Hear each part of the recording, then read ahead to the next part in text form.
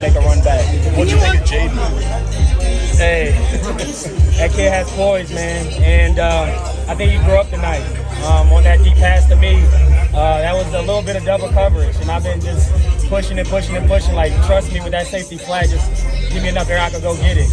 And so for us to make that play, for him to continue to throw plays to Zach, use his feet to get first downs, the dude is tough, man. I think he grew up tonight.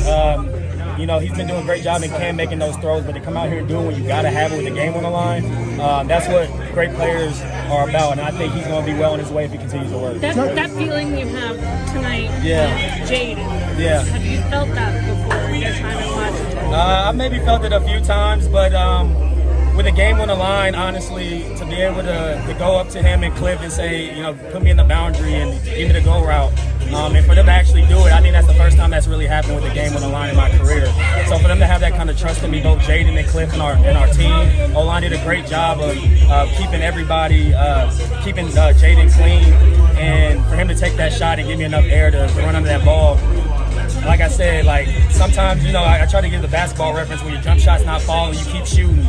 And when that ball fell out the air a few times, I think that's really going to help our momentum going forward. And that 55-yard catch, after you guys didn't connect on the first deep one, how much did it? How good did it feel to get that one? It felt amazing because I just try to stay patient, and I think when you have a new quarterback, a rookie quarterback who's just getting adjusted, I didn't want to put too much pressure on him and make it all about myself because he's still progressing. But I knew we wanted to start creating explosive plays. It's just not have to go down 13, 14 plays to score. And so for us to hit that play and then the next play we get in, that's unbelievable NFL football. So going forward, we got to continue to stack on that. And we know we put that on film, so I think that's going to open up a lot of other things for us. But for him to literally walk that ball to me, and the same with the game on the line, those are big-time throws for a rookie to make. And like I said, I can't say enough about the O-line. They did a great job. The other receivers, Luke, Noah, Zach,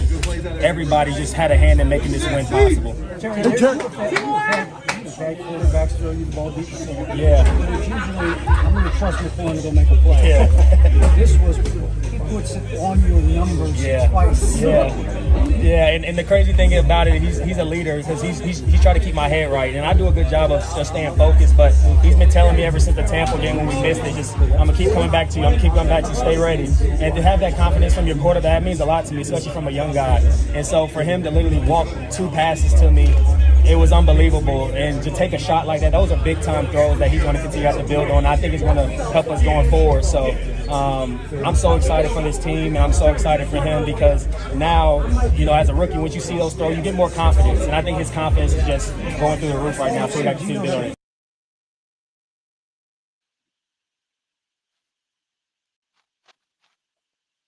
You better believe it. You better believe it. You better believe it. That was all about my boys, the Washington Commanders, who stepped up to the plate.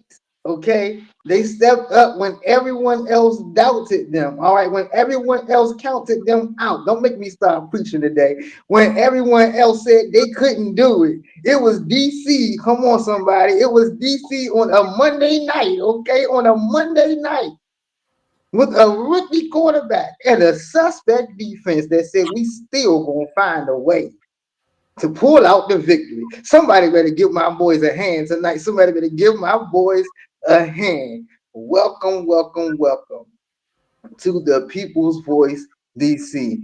We got my dear brother Rondell Magic Jordan in the building tonight. We got my sister Shantae High in the building tonight. And I believe my brother Chris is on the way. He is running behind, but he is on the way. So let's get straight to it. How are you guys? How you doing, Shantae? Oh, we got a lot of high magic in the house. You know what I'm saying? Them good vibes. Come on. How you doing, Mr. Magic? I'm blessed. I'm blessed, y'all. Today's been an amazing day. I'm happy to join y'all this evening. Welcome. Sure. We are definitely happy to have you. Excited about you, and we definitely I personally just have a personal, I feel a mission to always introduce the people to their potential elected officials and their elected officials, especially those who don't watch the news, but who only may pay attention to social media or other platforms. I try to make sure that everyone has a chance to get to know their candidates and when that time comes, their elected officials. So I thank you for coming on the show and giving people an opportunity to get to know who you are. We certainly know um, that you are a brother who is running against Lady Brooke Pinto um, in the Ward 2, in Ward 2 in our city. So just go ahead, let's go ahead, introduce yourself. Tell us why you're running, what inspired you to run, and what makes you different, and why should people choose to vote for you instead of Councilmember Pinto? For sure. Well, firstly, I'm gonna say again, thank y'all for inviting me. Um, uh, my name is Rondell Magic Jordan. I'm a civil rights attorney.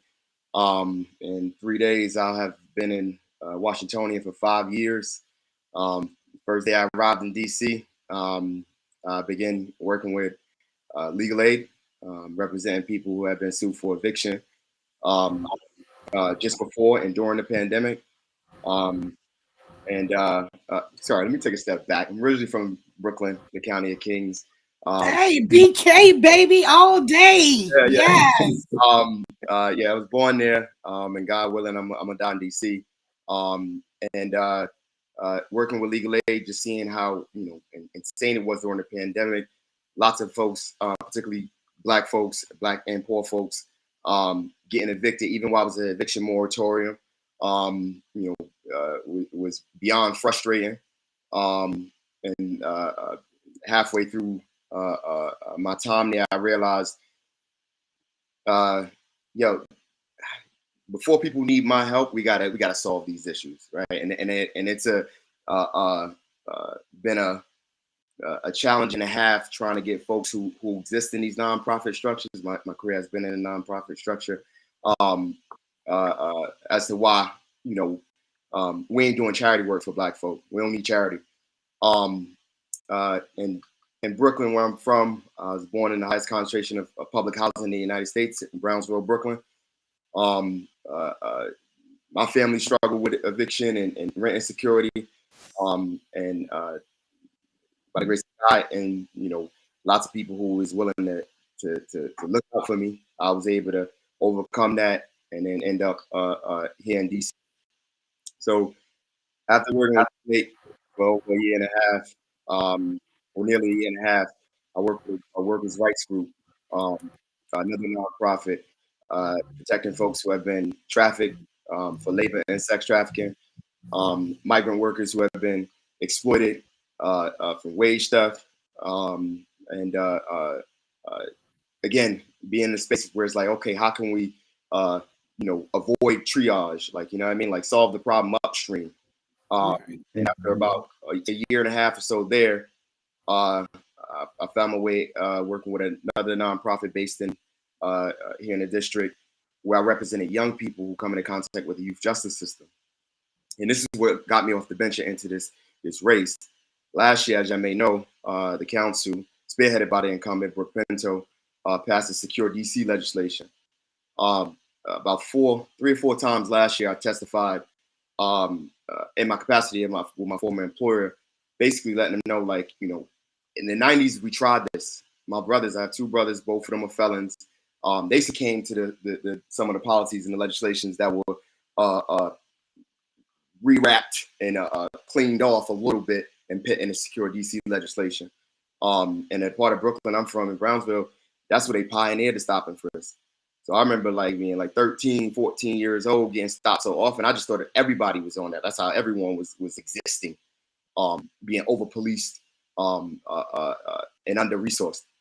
And honestly, you know, I prayed on it. I live in DuPont, prayed on my roof, and you know, asked God like, yo, this can't be happening again. We ain't gonna do this again. We ain't gonna snatch away another generation of young people, particularly young Black boys and men. And then when you know, snatch the men out of the community and the boys out of the community, you setting the community up for failure, and then you blame again the community. You know, it's a cycle. It's like a cycle. Right. And it's an old playbook that I've seen rehashed, not only in my personal experience, but even when I got here to DC. Mm-hmm. You know, we ain't no longer like Chocolate City, but I'll tell you this, like the jails, the youth and the adult jails are still extremely chocolate. And that to me, You know what? That's crazy. The crazy thing is that we, us hosts, we have an agenda, and you don't have it. But on the agenda, the second thing that I was going to ask you is, did you support Pinto Secure DC bill? And do you think it's working? So I just want to throw that out just so I can make sure that we did cover that. We already did. But go ahead and keep talking. For sure. So you know, after my lived experience, but also like, you know, seeing what's happening here from the housing standpoint, workers' rights, you know, economic opportunity, and then our young people all being funneled towards these systems that are in theory supposed to be helping and rehabilitating and correcting and providing meaningful opportunity. But what's actually happening is they're exploiting us. It's like I heard somebody describe it as, it's like setting a building on fire, and then people jumping out the window, and you blaming the people for jumping out, and that's what's going on, and that's what's been going on. I've never been a person that could, like, you know, see you know, I don't know if we can curse, see you know, feces on the street, and not, I ain't gonna complain if I don't do nothing about it. And you know, after seeing like and experiencing, you know, when I was a youth and I was coming up, but also like right now, like it's like, yo, we being really squeezed out. And honestly, I believe it's because of a lack of imagination from our legislators, and a lack of courage for real, because I think they'd be running to win again as opposed to just, you know, serving. Like, you know what I mean? I'm not a politician. I'm a public servant. And DC has given me so much as I've been able to give DC in the 5 years I've been here. Yeah, I wasn't trying to live the next 5 years. When you say we're being squeezed out, yeah, I just want to make sure that people have an understanding, because there is a I guess a generalization or an assumption that, you know, well, Black folks don't live in Ward 2. yeah. Black folks can't afford to live in Ward 2. Yeah. So when you say we're being squeezed out, how many minorities are in Ward 2? And at what rate are you guys being squeezed out? For sure. So I think, like, well, first I'll say, you know, the wards and how they were set up, as I understand historically, is like a hangover from segregation. So it's like, you know, we live in one city, and you know what I mean. Like the wards. Take a minute and welcome my brother Chris to the show. Chris is on to the show. Good to see you on, brother. Chris, what's going on? Chris. But go ahead, man. But I want to respond to your question more directly. So a lot of people, and I didn't know this until a couple of months ago, you know, when people talk about gentrification, it was born in Georgetown. So Georgetown is an alley in Georgetown where enslaved Americans, enslaved Black folk used to live. And then in the 20s, the government, I'm sorry for the history lesson, but it is all relevant. In the 20s used to live. And then the federal government passed legislation to remove those people from their homes and have the landlords revitalize those homes. And then they, at that point, increased the rent so much that Black folk couldn't move back there. And that's where gentrification was born, in Georgetown. That's Ward 2. But to your question on how many of us are over here, enough where we can talk about it. Not enough that to parity in terms of the city, because obviously Ward 2, as folks know, is the most typically like the most conservative and white and wealthiest ward. And honestly, you know, it's gentrification has to die here too. You know what I mean? If it was born here, it got to die here. So when I say squeezing out, I mean like the housing crises that we undergoing in our city. My time with legal aid, but also my own lived experience is not particular to, you know, where they're building the luxury condos, right? Because how the rent and how the housing market is all interconnected. You know, obviously the city has been redlined spectacularly, but when I say now, I mean like the city's demographics are literally changing in front of all of our eyes. Everybody knows it. And the calls for statehood begin to grow louder as the city becomes more fairer. So when I say squeeze now, I mean like everywhere from Ward 1 to 2, 8, 7. It's not no malicious people behind, you know, desk pulling strings, but it's really just policy making and people not having the courage to call it what it is. So yeah. So when you talk about policy making, I just want to take a moment also. Let me remind everyone to please like, share, feel free to comment, and always send us stars. But when you talk about policy, what do you feel about housing for downtown? The mayor feels that this is a big part of DC bouncing back and building more revenue. Is this project of building more housing downtown? And I don't hear too much affordable housing or even deeply affordable housing being built. And along them lines, and the stadium deal definitely has an impact on the housing market and the cost downtown for these residences that you want to build. So where do you see this going? What would you have done differently? And do you think that it has to be downtown and the stadium revenue in order for DC to bounce back? Well, I also want to take a step back and answer the question you asked about why the choice between me and the incumbent. In fact, the whole everything I share is the reason why. But in terms of I don't know the mayor's feelings. I don't really trust what people say when I can see what they do. I think that almost over 20% of the downtown office buildings are vacant. We had an opportunity during the pandemic, but also right now to do what I think is the obvious. It costs money, but we can get it to convert a lot of those downtown units to residences for folks. This idea of affordable housing, I'm gonna keep it 100. That's a euphemism that it just be thrown around. It's like just a word that's in the amorphous, like affordable, and it's like, oh, but for who? It don't make no sense. It's just a word that's thrown around to confuse people. Really, what it is like, what's our market rate rent in the district for a lot of these IZ programs, ERAP, any kind of affordable units that they give the developers say that they build an affordable housing is taxed to tied to the area. So like Arlington, Alexandria, and DC.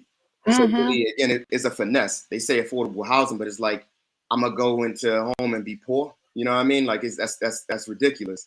And for a lot of people on the lower economic end of the spectrum, the arena and what we can do with that space, you could just tie it to giving people opportunity to work there. I shouldn't like be living somewhere where I can't work. Like, you know what I mean? I'm assuming you're talking about the arena that the owner was thinking about like different, like leaving, or are you talking about? Yeah, exactly. Capital One. Ridiculous, right? Yes, arenas do pull economic opportunity from the area and have traffic and stuff down there. But what that means, again, if it's just more the same how it was before the pandemic. We need a new normal in DC. It can't go back to how it was before. DC don't need to bounce back. DC need to bounce forward. Like we need to be, really thinking about how we want our city to look moving forward. And start like governing and acting like a state rather than always deferring to the federal government, who we know don't really care. I think those downtown office buildings should be converted.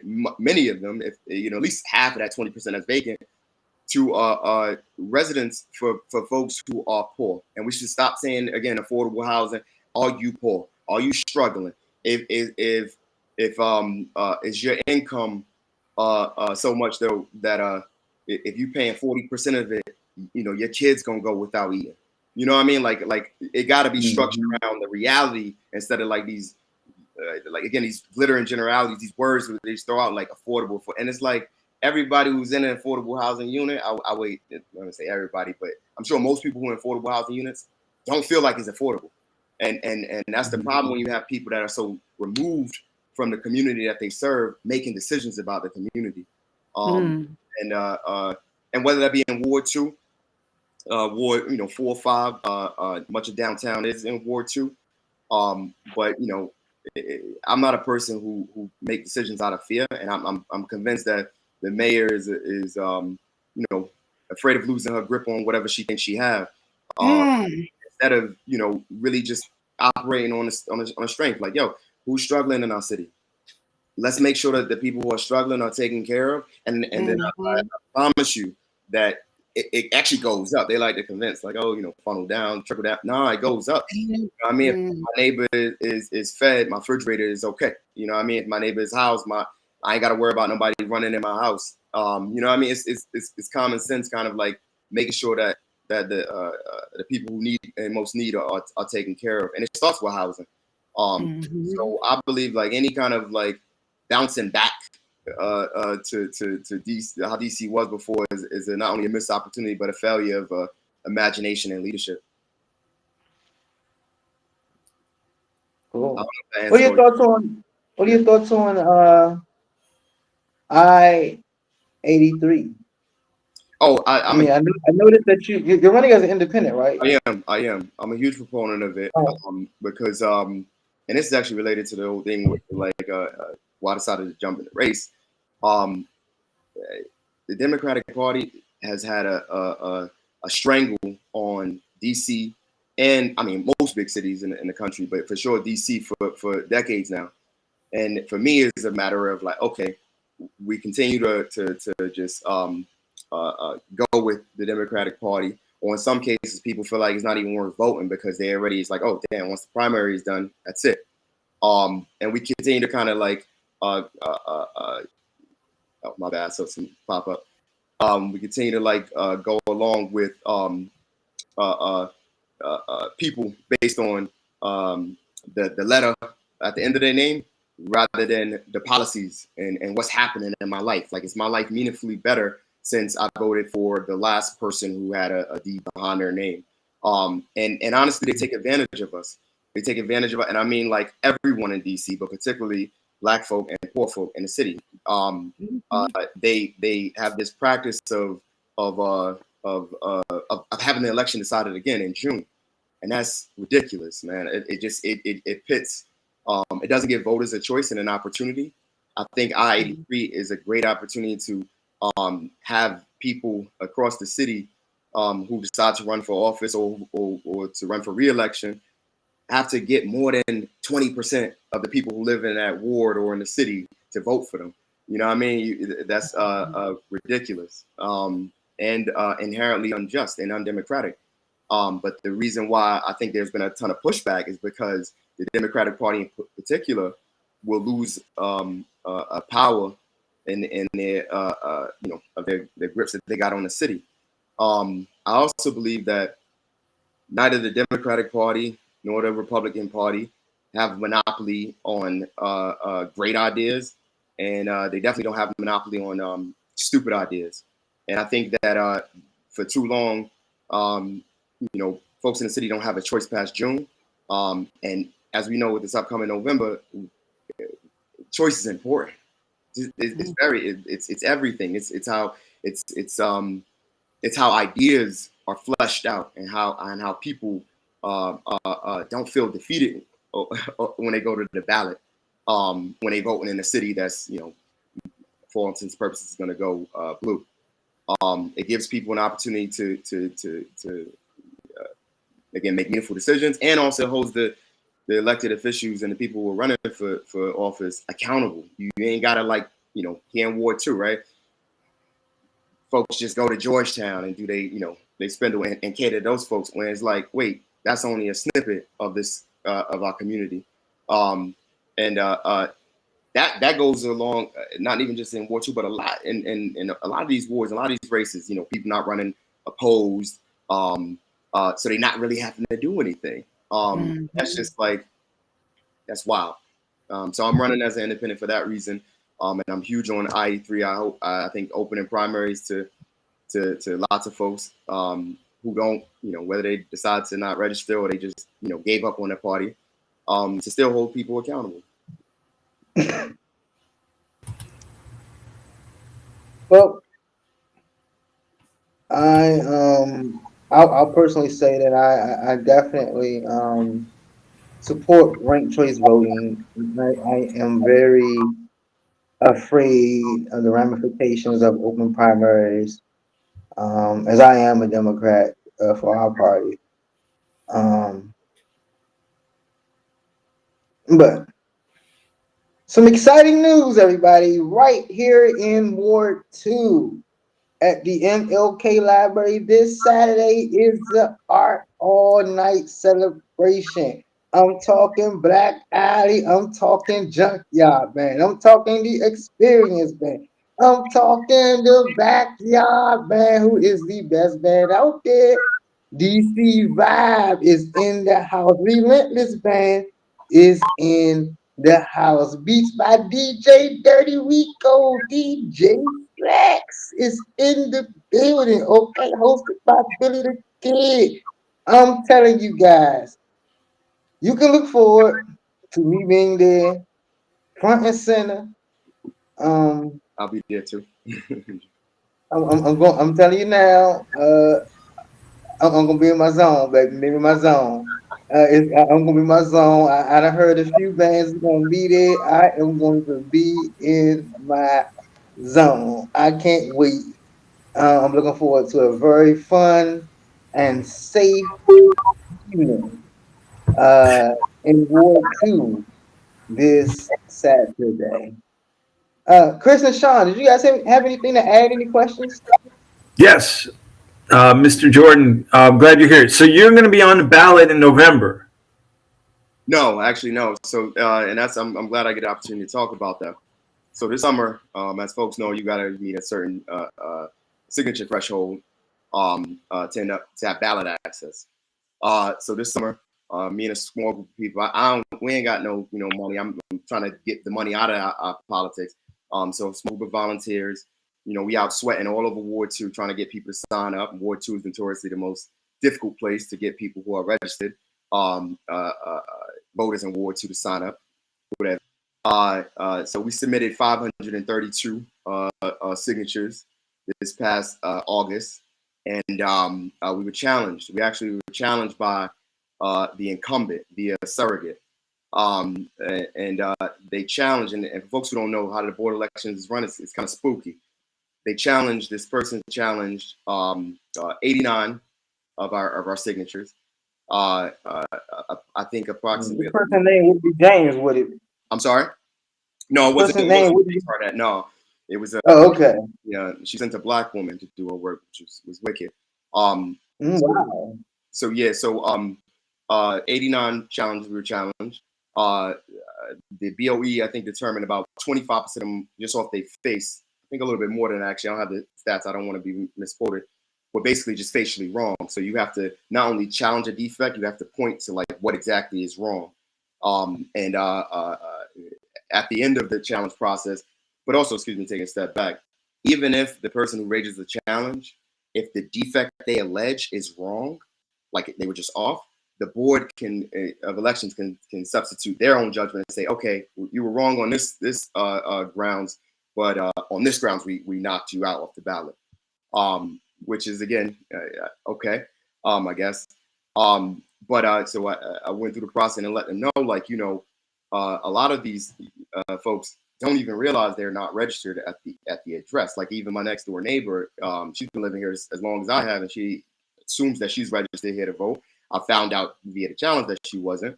But then they put it on the the candidate, to go and update the BOE's records. So to track down and hey, update your address, which is again kind of like, I think, ridiculous. Because as I understand it, it's the signature process is to get a gauge of constituency will, and to weed off any opportunities of people like just fudging or committing fraud. None of which that was alleged. But essentially we fell 40 or so signatures short, because the BOE substituted reasons from one woman. She lived in the building, but she was registered, same building, but she was registered on the 6th floor instead of the 5th floor. Things like just immaterial stuff. But I'm sorry. Minute stuff.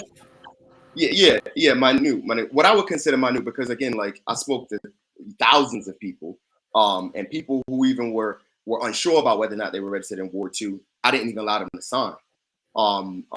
So we went through this process, me and a group of about 4 people throughout the summer, and 456 or so people in Ward 2 were hey, we want to see you on the ballot.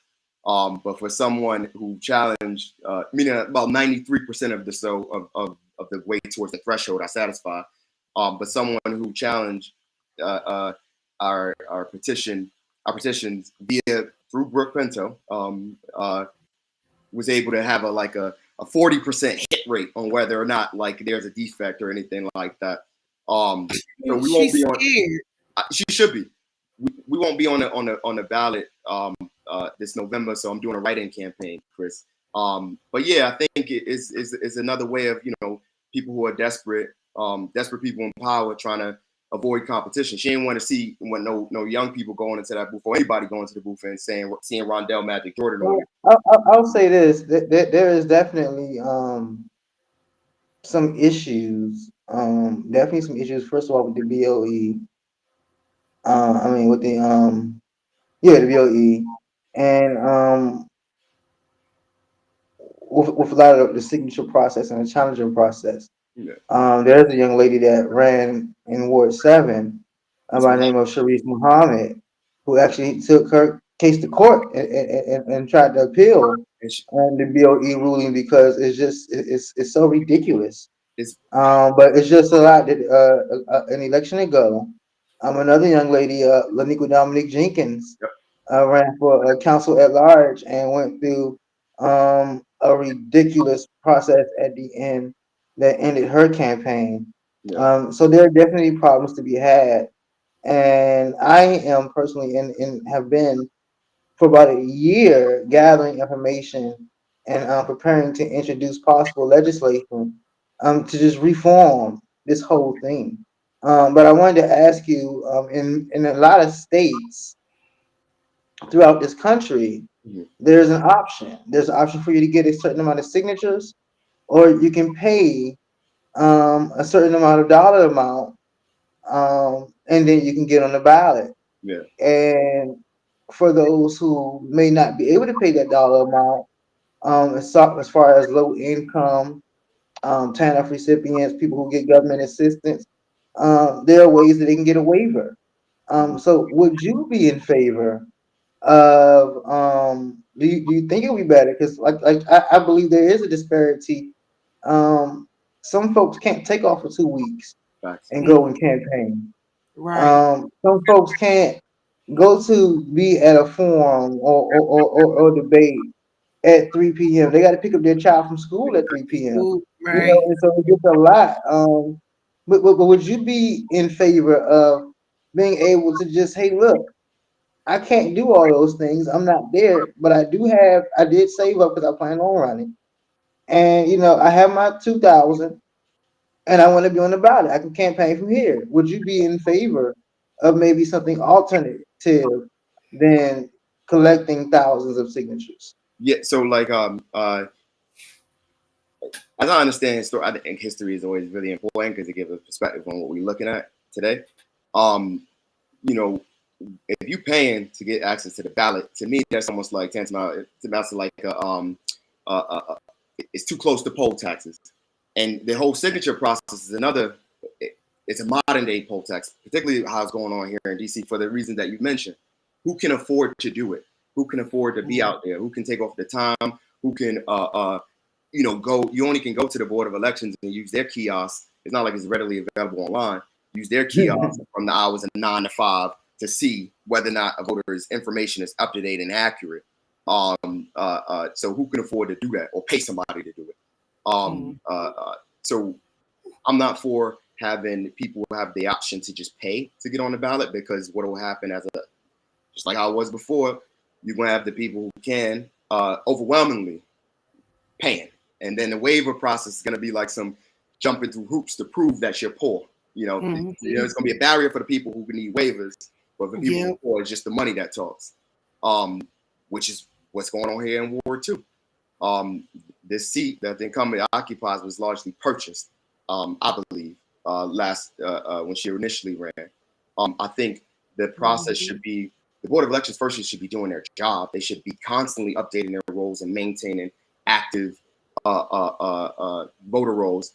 And how about if they have access to current voters, maybe the candidates can speak with the Board of Elections and have the Board of Elections just, hey, send something to this voter in our ward, or even survey the entire ward, or even if you want to target folks, hey, ask them which your database that should be up to date, whether or not they want to see this person on the ballot, because that shifts the burden from the person who's running to get lucky, honestly, or have money to have access to the ballot, which is as fundamental as the First Amendment.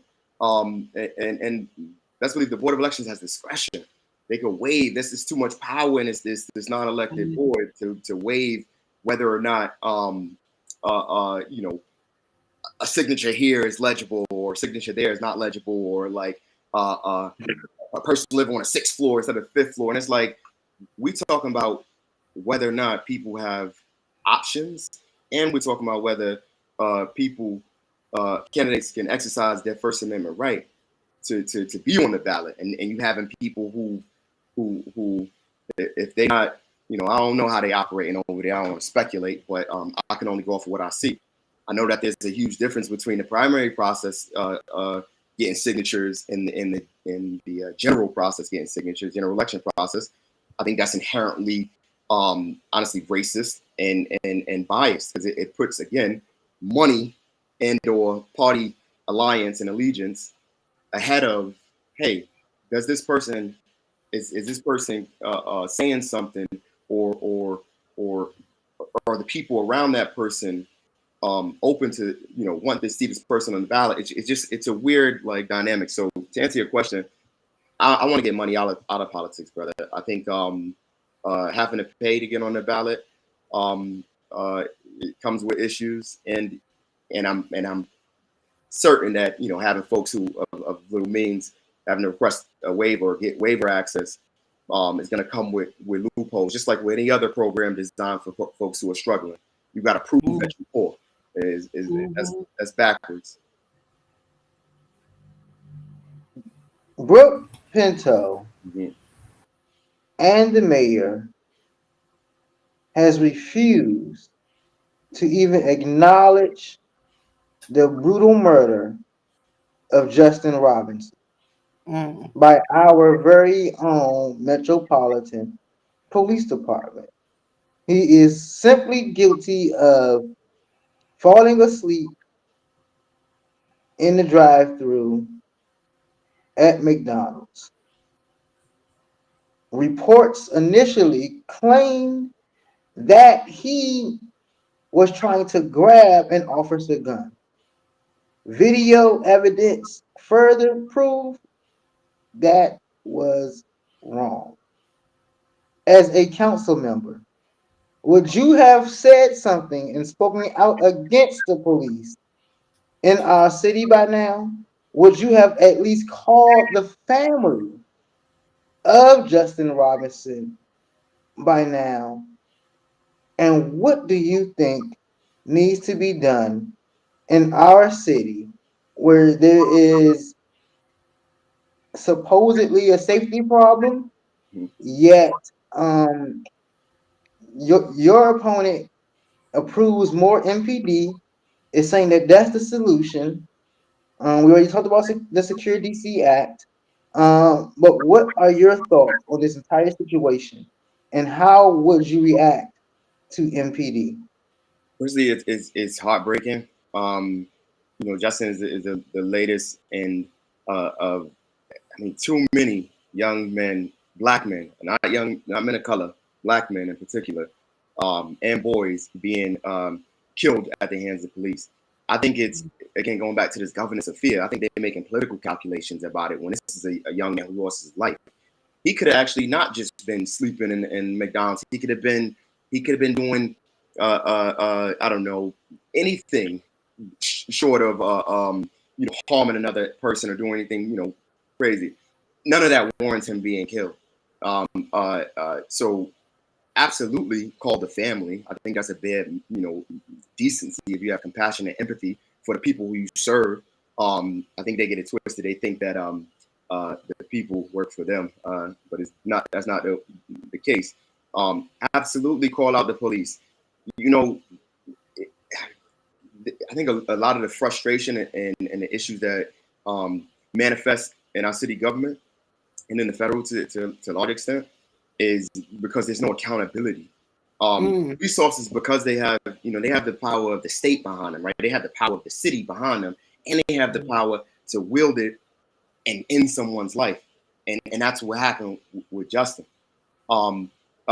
Which means they got to be held to accountable. We got to hold them accountable standards. I don't know, my best friend, he's a police officer, and we talk about this not only Justin's murder, but other young men, black men who get killed. And I'm constantly, bouncing off by the police, and I'm constantly bouncing off him and kind of like, damn, like what's going on? Like, you know what I mean? And we talk about training and all that. And honestly, it comes down to this environment of fear that I think for some reason the police have been, either conditioned or trained or told that you got to subdue any perceived threat.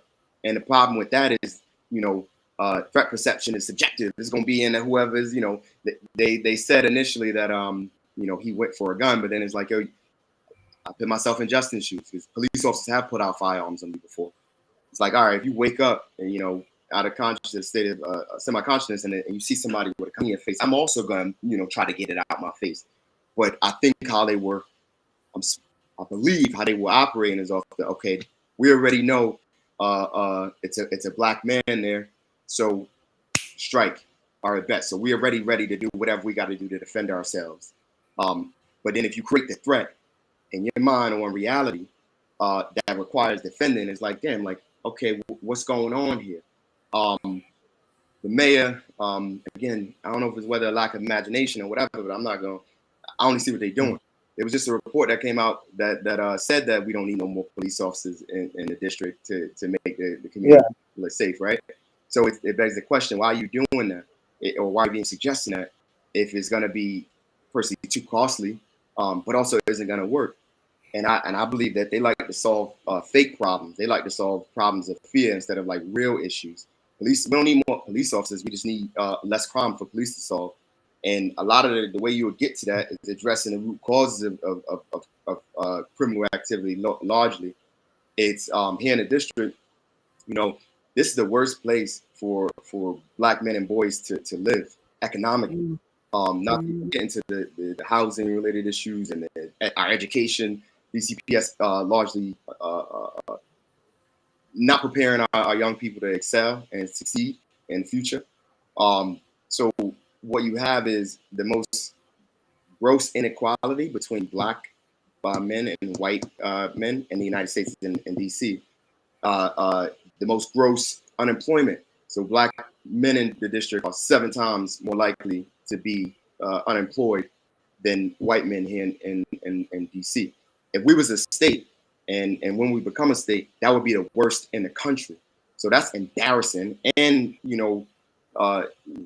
we already know, again, what leads and what exacerbates violent crime. It's the violence of poverty. I mean, we got a lot of people struggling, and I don't want to get off track with Justin, but it's all related in the sense of how people perceive black people in the city. 10 students in the classroom, but we only got... My bad. Black people and white people seeing young black men. You know what I mean? Like, as a threat, or until proven otherwise. It's heartbreaking because it is. We're not supposed to be playing politics with people's lives. You know what I mean? And Justin, and I mean any young black man, but Justin, he was committed his life to interrupting the violence that befell him by the MPD. And I think, if I was an MPD officer, I would also, demand accountability. And that don't just look like whether or not they followed the protocol or their training. It's where was the harm? What harm was caused? We got to have a policy of harm mitigation, not law enforcement. Because the laws is trash. You got somebody enforcing trash laws, and then having what I say is predictable outcomes. This hit me really close even last week in Brooklyn. A young man, I don't know if y'all know, he evaded a fare and got into it with police officers, and ultimately resulted in him getting shot, a bystander getting shot, a police officer getting shot, all by the police. So the police shot each other, two innocent bystanders, and this man who had evaded a fare. And it begs the question, right? So in 290, a fare evader, admittedly he pulled out a knife at some point, but he was going. You can tell he was going through something. Is it worth like the harm that's caused? Like, you snatch Justin away from the community, you kill him, and that ripples. Now you cause way more harm than you thought you were trying to prevent. And I think that just comes from a culture of fear. And it don't even just exist within the police department. Is in the government and a lot of these agencies throughout, whether it be people fearful of losing their job, or people fearful of doing the right thing, even if it doesn't align with what your superior or what the training or whatever protocol tell you to do. It's heartbreaking. And what's more heartbreaking is Justin won't be the last person. And I think that if you're a person with empathy, if you care, whether you in the mayor's role or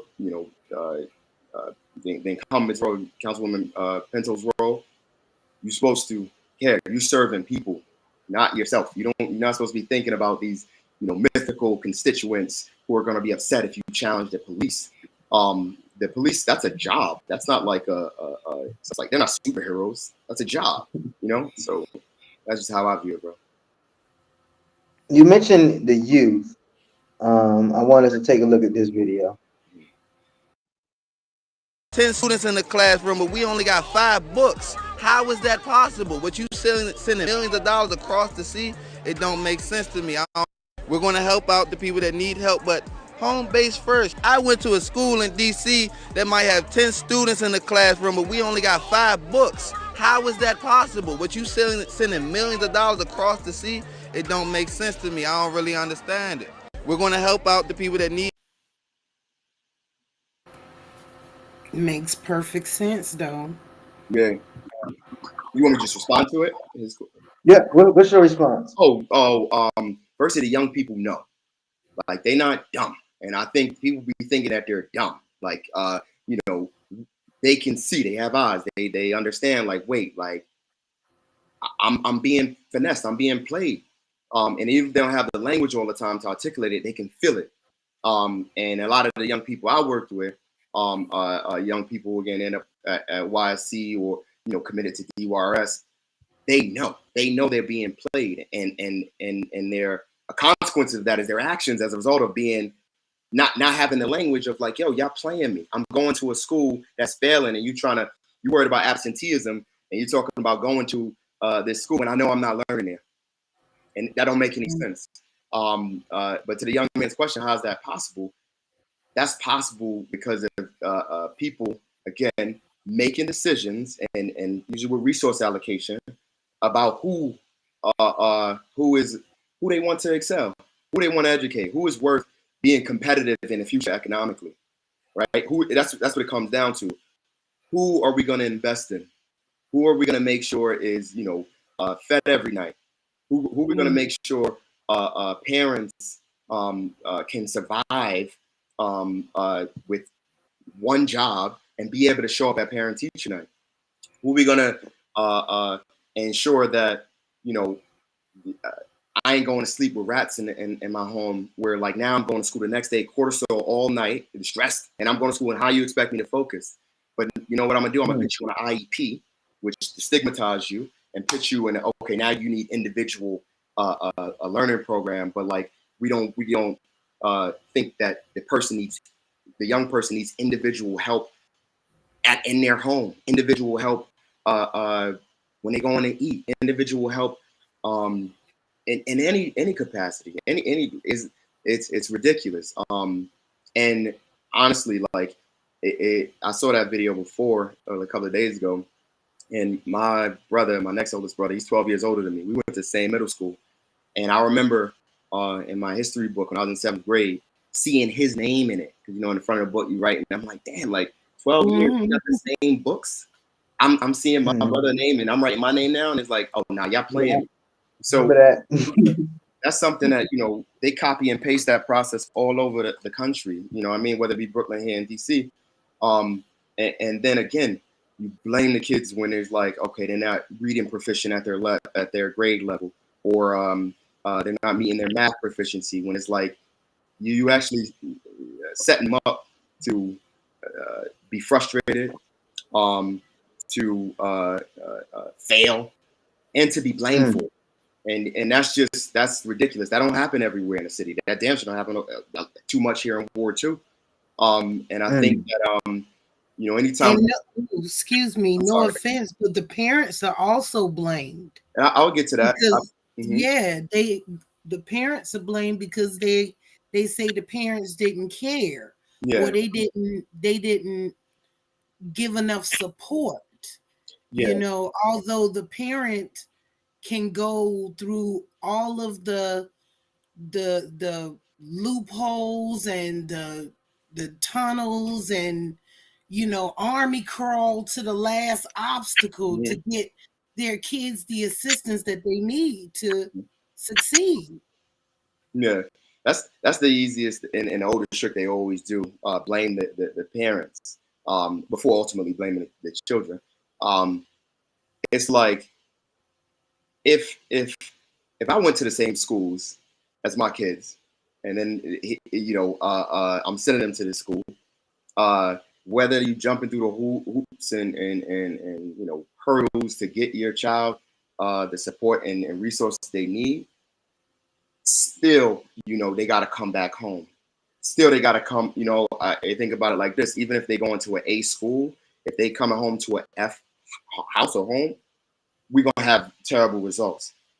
I think the blame can't stop and can't simply get the parents, because I've never met a parent that want their child to fail. I've never met a parent that wanted their child to not get an education. In fact, my parents didn't even graduate high school, and my father and my mom was like, "Oh, I want you to get this education, even if it's beyond something they can even fathom for themselves." It's like, "Oh, there's value there," and that's every family across the city wants that. So that's a trick. Again, it's this idea of assigning blame to the individuals when the individuals are operating the best they can in a system that is operating to ensure that they don't have great outcomes, that it is 10 kids to with 5 books, and the teacher is trying to like manage with that, and now is this okay, now we can blame the teacher, when it's like I always think, like, if you want to know the young people that, and I'm not saying this young man who made that comment was this young person like this, but the young people who need my help, the young people who pick up firearms or steal a vehicle, whatever they may be, If you want to know what they need to avoid, needing my help, it's the same thing that the kids in Ward 2 need and have. It's the same thing that the kids in Ward 1 have. You make sure that they not going to sleep hungry or demoralized or with dirty clothing or without a haircut. Things that, like, it means a lot, especially for Black people, Black boys. Exactly. Have a fresh cut. It means a lot to not have to worry if you're safe going home. And that's not to say that it's like these are decisions made by legislators who are honestly, again, curtailing to people who got money. But the trippiest part is, and I think as we learned hopefully last year in the last couple of years, what happens in Ward 8 or Ward 5 or in the schools that young man was talking about, that ultimately falls up to all of us. Because now you got a young man who can't compete economically in the future. And there's nothing more frustrating for a man if he can't compete economically, whether take care of his family or even his own personal self. So you get the problems and that manifest in our community, but they manifest in poor white communities too. They just don't have that conversation here in DC because there's not a lot of poor white folk.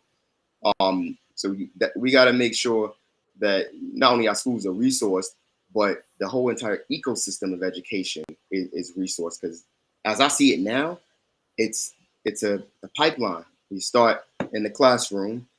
Out of those 10 kids, 5 of them, the 5 who don't got no book, 3 of them is gonna end up in YSC, and then 2 out of those 3 is gonna go end up in DC jail, and 1 of them is not gonna live long enough to learn that it's okay to make mistakes and you still can recover. That's by design. So I'm never on the tip. I'm all about accountability, but honestly, so Magic, I want to ask you this. Thank you for stopping me on my.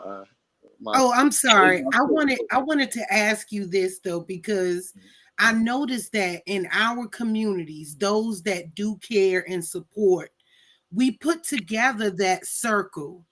We put together that system that ultimately helps and supports each other, which ultimately helps and supports our children. So why do you think that people work harder to tear that down rather than add more support? Why do you think that? Can you be specific about the particular system you talk about? Because I want to be like, I'll speak on education. Because one of those things I advocate for is educational equity. I advocate for housing equity, education equity, small Black business equity, anything that will bring the equality to our lives the same as our counterparts. So with education, again, we get a funnel of kids into one school, and the teachers are overwhelmed. So they have 30 kids to one teacher, right? And like the young man said, we don't have enough books. So that's gonna, and like to your point, it trickles down to those that don't have the tools to be educated will ultimately revert to what allows them to make quick and fast money. And that in itself will lead to an influx in the prison systems. So I'm to my point to get to, I'm trying to say, why do you think when we as Black people put together the systems that work for us, why is it that other government entities want to block, put roadblocks, policies, or other things that take away our equity? So I think like 2 things. So again, I don't know what's in people's hearts. I wish I could read minds. I would be like, I don't know, trillionaire or something like that. I just see what they do. And if someone tears down a system that's working to promote Black achievement, the only thing I can conclude is that they don't want Black people to achieve. In regards to the language of equity, I push back on that language because I feel like it's been co-opted in many ways. So it kind of means something to certain groups of folks, and then to other folks it means something else. I think, a lot of times I believe that what's understood ain't got to be said. The outcome, I'm more about the outcome. Children should be, as I believe, educated for a few reasons. To be able to be, outstanding members of society, or really working members of society, and to be able to take care of themselves in the world. If the school is not meeting that goal, if the kids are graduating or even being promoted without the ability or being on track to have employment, and the city doesn't, whether it be the city or our business community, isn't aligning them with jobs, that's a failure. You can, if you graduating from school with 4.0 and then you're going to be broke for the rest of your life, what was the point? I think that whether or not people tearing down systems that work, or they're building ones that work to different goals, to accomplish different goals, or to me, it's all about outcome.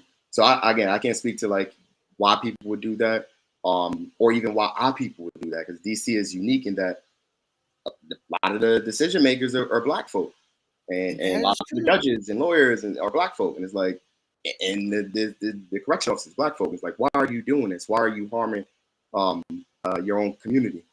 Because this is the People's Voice, DC. Think out loud. I was going to think aloud, y'all. It's all good. I'm all about, again, but I don't like to necessarily assign. We are down to our final few minutes of the show. Again, folks, this is the People's Voice, DC. This is the hottest and fastest political podcast show growing in the DMV. We have with us today our special guest, Mr. Rondell Magic Jordan. Again, running for Ward 8. Ward 2, should I say? I'm sorry, Ward 2. I'm still trying to figure out what's going to happen over there. That's on mine. But running for Ward 2 City Council, a seat currently held by Brooke Pinto, who, it's no secret, I am not a fan of. Twitter be dragging her. I have a few minutes left. I wanted to make sure Chris got. Was talking about have any more questions? Yeah, Mr. Jordan, just real quick, I wanted to read a quote to you and see how you respond to this. This is Colby King, Washington Post journalist, as of January 19th, 2024. The most destructive force to strike my native District of Columbia in my lifetime has been displacement. The forced removal of Black families and their community binding activities and institutions from areas such as the Foggy Bottom and West End neighborhoods of Northwest DC and the southwest side of town. Displacement of thousands from places they had lived for generations to make room for new housing, better buildings, and ultimately more affluent and privileged people. Yeah. I'm sorry. Go ahead. Yeah, just how do you respond to that quote, or how does that quote affect you? Well, that affects me personally, but also more largely like our entire community. Like, when we again use the language of gentrification, it literally was born in Georgetown, so in Ward 2, part of the areas that he's describing. And for folks who've never been, had to show up in a landlord-tenant court, or be in a landlord-tenant Zoom, or call out of work, or try to negotiate with a landlord who's actually interested in not you paying the rent, but you getting out so they can raise the rent. If you've never been in that situation, I don't think you should be making decisions about folks who are in that situation or find themselves in that situation. Displacement and in the way I believe Mr. King is describing, it's so insidious. It's like again, no one's pulling the strings necessarily, right? But it's like the market is making this up, or market is and that's bullshit. Keeping it 100. That's a way to destabilize people, and the most destabilizing thing you can do to someone who is, whether they living in a tent or somewhere in Kalorama, is move them from the place they call home. The most destabilizing. You don't have a home, you can't work. You don't have a home, you can't go to school. You don't have a home, you can't do anything. And it only befalls our community, large, like overwhelmingly, the Black community in DC. And I think that, ultimately, it's not just going to affect the Black community. This destabilization, this displacement, we're not going nowhere, and we remember and we understand. And if you are displacing people via, these landlords were operating largely a cartel. I'm glad A.G. Schwab is taking that up now, but he just recognizing what Black folks in the city have known forever. You just raising my rent. I'm living in a trashy crib. I can't even, and I'm not getting a meaningful wage increase to be able to, afford this increase in rent. So what do you expect me to do? How do you, you're fracturing homes or people, individuals, but it reverberates. We're not disconnected. Even this idea of wards, to me, is like, we're not disconnected. Like if somebody is living in a tent and you uplift them, and they, whether it be voluntarily that they live in outside, or like involuntarily because of the consequence of poverty, that exacerbates a situation that's already stressful. Displacing us has always been something that our legislators and here in DC in particular have been keen to do, in the hopes of making more affluent areas, as if the people are the reason the area is not affluent and not the area itself. Again, in the 30s, the federal government pioneered this displacement of Black folks right here in Georgetown, or right there in Georgetown. And we haven't forgotten, even if you don't really, have, again, the language or know for a fact, you sense it. We know that there's a squeeze out. We know that, our genocide here is a bit slow moving. And it doesn't benefit white folk. It doesn't benefit wealthy white folks for people to be struggling anywhere in the city. It doesn't benefit any of us, honestly. I commend Mr. King for having I know he's a little bit older now, so he could be a bit more honest, courage to say that. And then talk about, I don't know if in that article, he talked about solutions. There's this resistance to doing the right thing here in DC. People who are struggling do not need more programs designed to reallocate resources to them, or more jobs, or another agency or another bureaucracy to help them get access to food or secure employment. They need the same thing that people all over the city who are not struggling in the ways I'm mentioning have largely. Access to housing, not affordable housing, not housing that they don't have to worry about being stressed about paying the rent. We should call it that. We should stop with these affordable housing, or deeply affordable. I think earlier, brother, you talked about, it's like, nah, like they just need money, and I think we should have the courage to get that conversation started. I know Council Member McDuffie had, last year started a task force on reparations, which that probably sounds like a dirty word to people who have money, but it honestly got to start with strictly getting rid of these agencies. Our government systems are too bloated. You have people in jobs and they don't have no accountability. They just sit there for years until they die, and then they don't even have to solve the issue. They don't have no incentive to solve the issue. Make sure the people are taken care of directly. And these are things that we can do. You know, the three things I'm running on, I probably should have started with this. Eradicating childhood poverty in the district. We have it during the pandemic, which means to me that we can hold it, we can get rid of it. Ending homelessness and housing insecurity in the district in a real way, instead of like this process. I think the mayor has adopted of like shuffling folks who are struggling around the city. It's ridiculous. And then also talking about gun violence as a public health crisis, and using the language. I'm huge on language. Using the language around what it really is. Before somebody pick up a firearm to kill someone or even harm someone or rob someone, anything like that, there's a series of events that's happened that's led to that decision making. And we're smart enough to know what are those events. So we should take care of it before it gets to that point. And we ain't even got to worry about the police responding or being in a situation of danger or anything like that. We gotta have the courage to really actually address the issues. If people wanted to learn more about your campaign, we often have a lot of viewers that view after the show. Sure. I mean, we actually run the show a couple of times throughout the week. But if people wanted to reach out to you, how could they? Sure. So, well, one, my website is Magic4DC, 4 like the numeral 4 DC.com. You can also reach me directly via email, magic@magic4FORDC.com. The same for our Instagram, it's Magic4DC.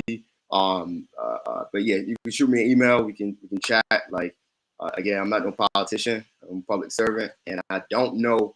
And I'm glad you ain't asking the questions I don't have answers for. But I don't know all the answers. I don't have all the answers. I'm not gonna pretend to. But I'm trying to learn. So if you have ideas or questions or even pushback to anything I say, you could definitely reach out to me. I'm here all the time. Awesome. Once again, people, this is the People's Voice DC. Make sure you like, make sure you share, make sure you still leave your comments. We go back and we answer. And if you have any questions for Mr. Magic Jordan, you can bet your behind that I am going to make sure that I get him your question and that I get you his answer. Before we leave, there's just a few things that I do want to announce. I talked about the Art All Night event on Saturday. We know that I am in my dearly beloved Ward 7. And we, on Friday, I want everyone to know that in your own neighborhood, there will be Art All Night events, whether you're in Anacostia, whether you're in Minnesota, whether you're uptown. Check in your area, and there will be a separate event. This is an all-weekend thing that they're doing in DC. However, on Friday night, you can catch me at Minnesota Avenue, baby. I can tell you right now that UCB will be in the building. Sexy lady, give me your number, girl. They will be in the building. Also, there was another announcement I wanted to make. Saturday, September the 28th at 3 p.m. We all know that I do participate with the Peace Walks DC. Well, there will be a peace walk in Bellevue Saturday, September 28th at 3 p.m. Come out to the community. Let's encourage folks to put their guns down. Let's connect the people that need resources with the resources that they need. We're going to meet at Covenant Baptist Church on that Saturday, the 28th. Also, the mayor's, and I'm going to be here as well. Listen, I got a busy schedule ahead. But we're moving into my birthday month. Scorpio season is loading. But anyway, the Mayor's Arts Awards are going to be September the 30th at the Lincoln Theater. That's at 1215 U Street Northwest. It's on a Monday. and it is at 6 p.m. This is hosted by the DMV's very own Raheem Devon. So you definitely want to come out. You can RSVP at DC's Mayors Arts Awards.com. Is that all of my news that I have for today? No, I have one other very important piece of information. Everyone knows over there in Ward 7, we are having the Fletcher Johnson development. There's a medical center coming over there tomorrow morning. There will be a hearing held beginning at 10 a.m. Send your email to the email address provided. This entire public hearing notice is on my social media. It's on the People's Voice social media. Be sure to reach out if you want to testify. Reach out if you want to attend, but you don't exactly know how to. I will definitely walk you through the process. I'm not sure; it might be too late to register to testify at this point, but you definitely don't want to miss it. I actually was going through a situation earlier, and I realized that this city doesn't even have a 24-hour pharmacy. If you don't drive, if you have a child or a baby and you're a single mother of 2 or 3 kids and you have to leave the emergency room at 3 a.m. and your child is in pain, you have to find a way to get way out to Maryland or Virginia just to get a 24-hour pharmacy. People, we need better resources for our people. Our people deserve better resources in this city. City, Shantae you Hyde, need just 24 remind hours. me that um if it's too late to register for the verbal testimony, you can email your testimony. Thank you for that. That is a very important piece. Lastly, shame on you, madam, for shooting your 13-year-old. You are in jail. The 13-year-old is in critical condition in the hospital.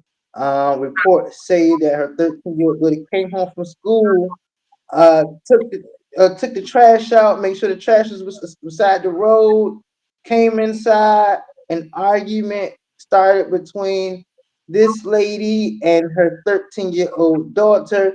Her 13-year-old daughter turned around and found her mother holding up a gun, threatening her, and before she knew it, she said she just woke up and she was shot.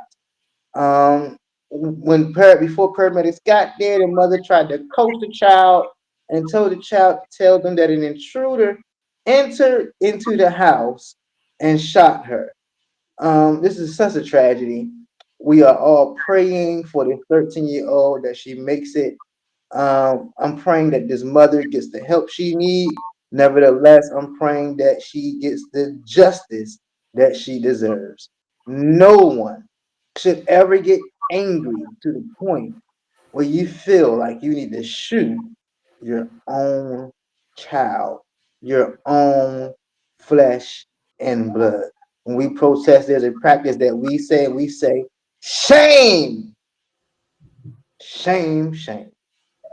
Let us pray for that 13-year-old child. This is the People's Voice DC.